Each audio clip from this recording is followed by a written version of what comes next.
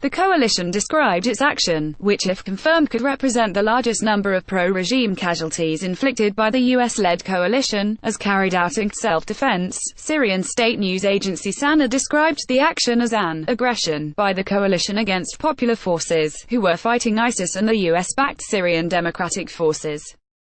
The attack had left scores of persons dead and others injured, and caused huge damage to the area, SANA added. According to a coalition statement, its strikes were carried out after forces allied with Syrian President Bashar al-Assad initiated an unprovoked attack against a well-established Syrian Democratic Forces headquarters where coalition advisors were working with US-backed Syrian fighters. Some 500 pro-regime troops carried out the attack using artillery, mortar fire and Russian-made tanks, in what appears to be a coordinated attack on Syrian Democratic Forces, a US military official said.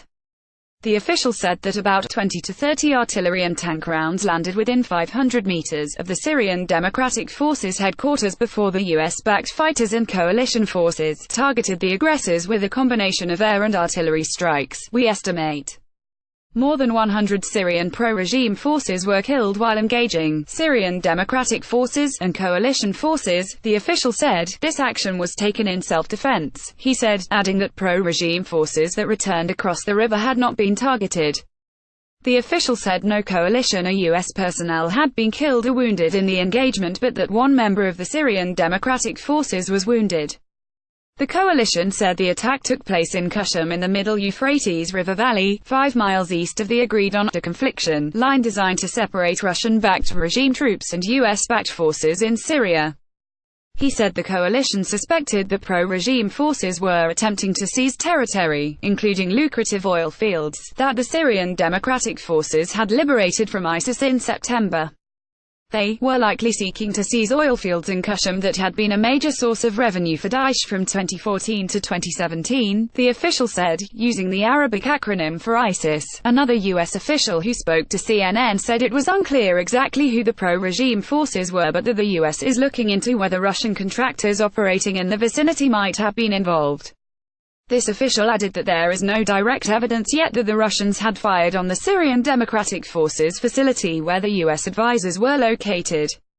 They have not ruled out that Iranian-backed forces might have also been involved in the attack, this official said.